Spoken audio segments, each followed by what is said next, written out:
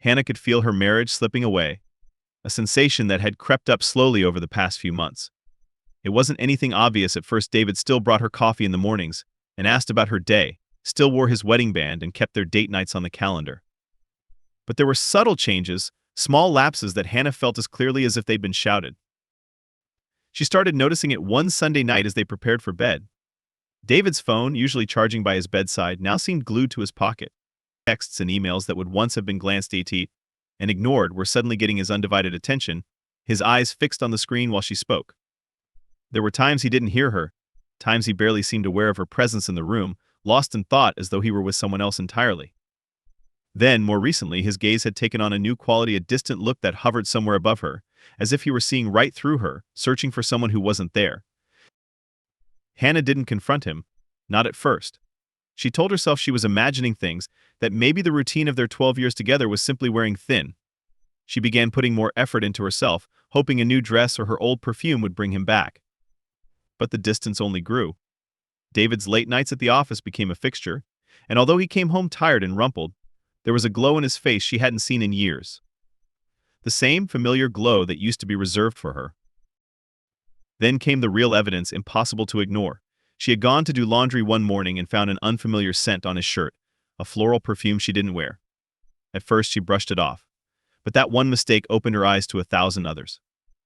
The business dinners that didn't appear on the calendar, the travel expenses he'd become careful to erase, and finally the small, innocuous jewelry box she found in his glove compartment. Inside, nestled in the black velvet, was a delicate silver bracelet, one she had never seen, much less received. All the signs were there, and each one hit her like a nail in the coffin of their marriage. The final straw came one night when he fell asleep on the couch after another supposed late meeting. Hannah had been trying to read a book, to focus on anything other than the numbness settling in her chest, when his phone buzzed from his pocket. She watched him for a few moments, making sure he was deep in sleep before reaching over and slipping the phone into her hands. With a few deft swipes, she opened his messages, and there it was, staring her right in the face. The texts were long, intimate, their tone unmistakable. Elena, the name at the top of the thread, appeared again and again, a stranger somehow already embedded in her husband's life. The exchange was affectionate, flirtatious phrases filled with promises and secret excitement. She scrolled through line after line, feeling her pulse quicken, her breath growing shallow as the details unfolded. The messages spoke of an upcoming weekend together at a secluded cabin by the lake, a place David had never once suggested they visit. She read through the itinerary, the plans he'd made to escape with this woman, his promises to make it an unforgettable weekend. Hannah held the phone in her hands, the words burning into her mind as a plan began to take shape. She'd known anger before, even the kind that was bone deep, but never like this. This was cold, sharp, a fury that had nothing to do with shouting or lashing out. It was controlled and quiet, calculated.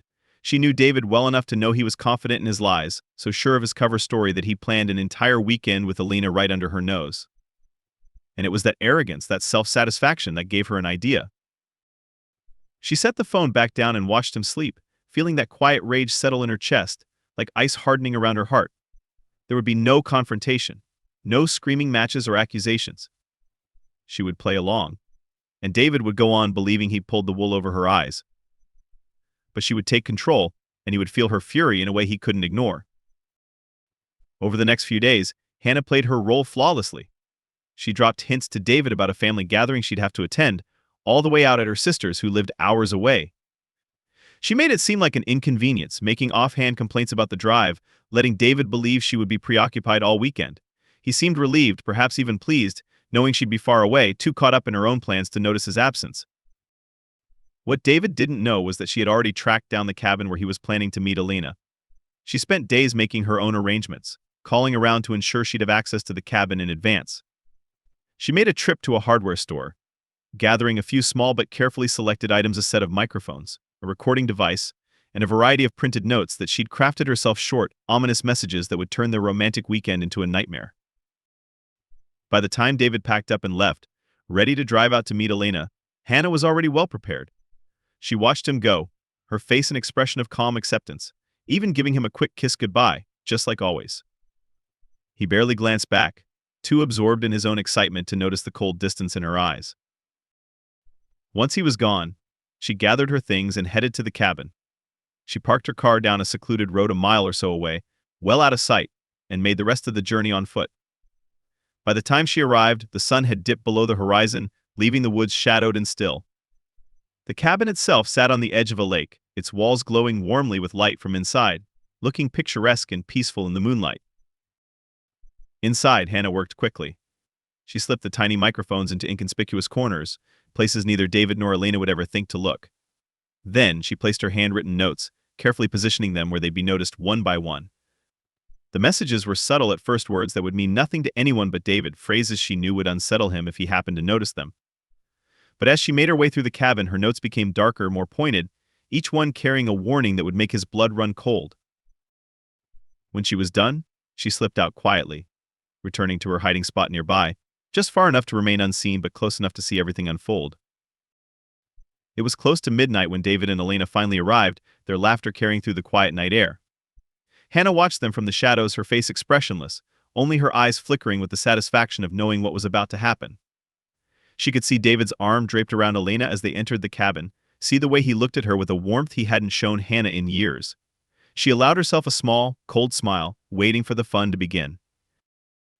The first note caught Elena's attention as soon as they walked in. It was tucked behind a picture frame by the entrance, a simple piece of paper with the words, "She knows," scrawled in delicate, looping letters. Hannah watched Elena's face change as she picked it up, her brow furrowing in confusion. She showed it to David, but he only laughed, brushing it off as some leftover from a previous renter or a mistake by the cleaning crew. He led her into the cabin with a dismissive smile, turning on the charm that had likely once worked on Hannah. But the unease didn't take long to set in. As Elena explored the cabin, she found another note, this one scrawled on the bathroom mirror in a shade of red lipstick Hannah knew would look eerie under the low light. The message was simple but chilling, "You can't hide from her." Elena's expression faltered as she read it, her gaze darting around the bathroom as though expecting someone to be lurking in the shadows. "David," she called, her voice tinged with unease. Is this part of the place's charm or something?" David, perhaps sensing her discomfort, rolled his eyes. He brushed it off as coincidence, repeating his earlier excuse with forced confidence. "It's just random," he insisted, though his face had paled slightly. "Probably nothing. Don't let it ruin the night, all right?" He tried to laugh it off, but Hannah could see the way he kept glancing around, the edge of uncertainty that had crept into his confident demeanor. As they moved through the cabin, she listened through the microphones she'd placed, her heart racing with a vindictive thrill. Every step they took brought them closer to another one of her messages, each one ratcheting up the tension bit by bit. Another note appeared inside David's jacket pocket, one he found later that night as they were preparing for bed. He reached into the pocket absent-mindedly and pulled it out, his eyes narrowing as he read the familiar handwriting, "You should have loved her." His fingers tightened around the note, and for a moment he looked over his shoulder, as if expecting to see Hannah standing there, her eyes watching his every move. But he quickly stashed it away before Elena could notice, muttering something about weird things in the cabin. But even David couldn't keep up the act forever. By morning, the romantic air they'd tried to maintain had shifted into something tense and anxious. Elena's initial unease had grown into suspicion, her patience thinning as the unsettling notes continued to surface. Her frustration finally bubbled over when she found yet another message scratched into the wooden frame of the bedroom window, the faint words etched in a careful hand, "Are you proud of yourself?" She spun on him, her voice tight and angry. "David, what is going on? Is this some kind of twisted joke? Are we being watched?" David's bravado wavered as he tried to calm her, but his own nerves were clearly fraying. He stammered out another excuse, but Hannah could hear the unease in his voice, see the way he glanced around the cabin like a hunted animal. The last note, the one she had placed directly on the cabin door, was the final crack in his composure run, but the truth will follow. They decided to leave, hurriedly gathering their things as the last remnants of their idyllic weekend dissolved into anxiety. Hannah watched from her hiding spot as they rushed toward the car, her heart pounding with the thrill of knowing her plan had worked. David had thought he could hide his betrayal behind his smooth words and practiced charm. But now he knew that she'd been watching all along, and that was a truth he could never escape. David's hands trembled as he jammed the car key into the ignition. Beside him, Elena sat stiffly, her eyes darting between him and the cabin, her face pale and drawn with fear. They were both shaken, each note having chipped away at the bubble of secrecy they'd surrounded themselves with. David glanced at her, his expression desperate, pleading, but Elena's face was cold. Whatever warmth they'd shared just hours earlier had evaporated. She looked at him now as if he were a stranger, someone dangerous, someone she no longer trusted. In the rearview mirror, he caught sight of the cabin one last time. It stood silent and unassuming, nestled among the dark trees by the lake, a peaceful retreat that now felt ominous, suffocating. His mind raced, piecing together fragments of those chilling messages, each one taunting him, each one so meticulously planned. The thought crept in with icy certainty Hannah knew. There was no other explanation. They hadn't made it far down the winding dirt road when he saw a figure up ahead, barely illuminated by the car's headlights. He squinted, his heart leaping into his throat as the figure grew closer, stepping calmly into the road with an air of complete control. It was her. Hannah. She stood in the center of the road, her arms crossed, her expression unreadable as she waited for him to stop. There was nowhere to turn, no escape. He felt like a child, trapped, caught with his hand in the cookie jar. David slammed on the brakes, and the car skidded to a stop just feet from where she stood. He could feel his pulse thundering in his ears, his mouth dry as he watched her through the windshield. For a long moment she simply looked at him, her eyes dark and steady, and then she gestured for him to get out. He sat frozen, his hands still gripping the wheel, hoping somehow that she'd disappear if he just waited long enough. But Hannah's expression hardened, and he knew better. Slowly he unclasped his seatbelt and opened the door, stepping out onto the quiet road, his heart hammering with dread. He couldn't even bring himself to look at her as he approached, his shame twisting inside him like a sickness. "Hannah," he started, his voice barely above a whisper. But she didn't let him finish. "Spare me," she said, her tone as cold and precise as a blade. "I don't need excuses. I already know." Beside him, Elena got out of the car, standing uncertainly as her gaze flicked between them. She looked as if she wanted to disappear, her face flushed with embarrassment, her confidence shattered. Hannah didn't so much as glance in her direction, her focus fixed solely on David. "You know," Hannah continued, her voice carrying the weight of months of hurt, "I didn't want it to come to this. I never thought I'd be the type to spy on my own husband. But you made it easy. I couldn't ignore the signs even if I tried." David swallowed hard, his words stumbling over each other as he tried to speak. "Hannah, please, I can explain. I never meant."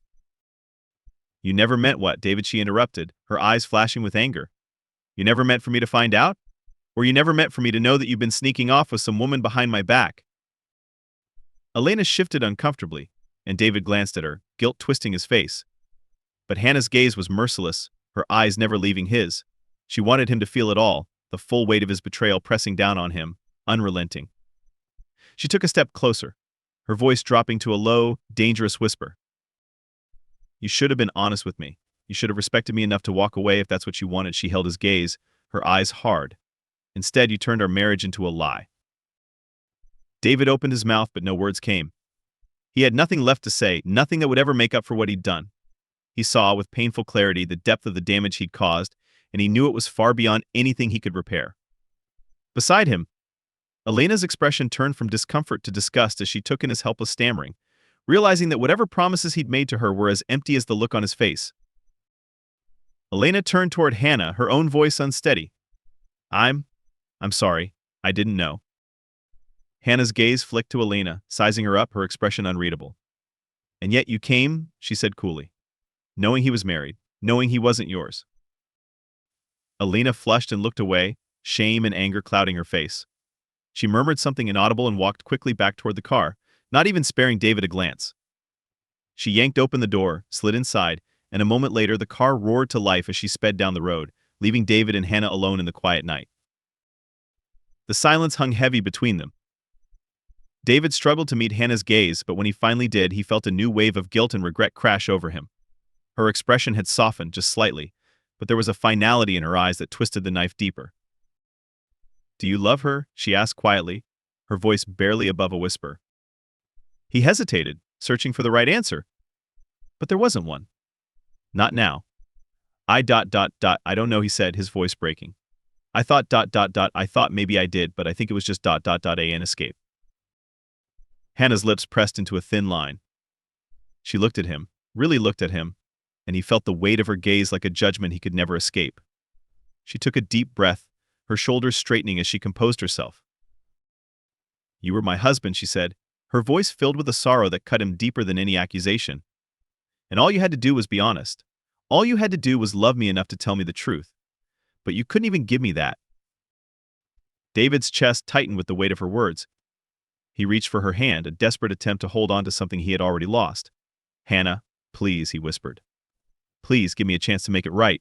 I'll do anything. Just ... don't walk away from us. Hannah pulled her hand back, her eyes cold and steady. Walk away? David, I'm already gone. For a moment they just stood there, two strangers staring at each other on a quiet road, their years together reduced to a painful silence. Then, without another word, Hannah turned and began to walk back toward the cabin, her steps steady and purposeful. David watched her, feeling a hollow ache in his chest, a terrible, consuming realization that this was the end. As she walked away, Hannah felt a strange calm settle over her. She'd been broken, yes, and she knew that the scars of this betrayal would linger. But there was a part of her that felt stronger now, free from the weight of his lies. She knew she would heal, slowly, bit by bit, and that this wound, as deep as it was, would one day be nothing more than a memory. And David, left alone on that dark, empty road, would have to live with the wreckage he'd caused, with the knowledge that he had destroyed the only love that had ever truly been his. Hannah didn't look back. She'd already seen enough,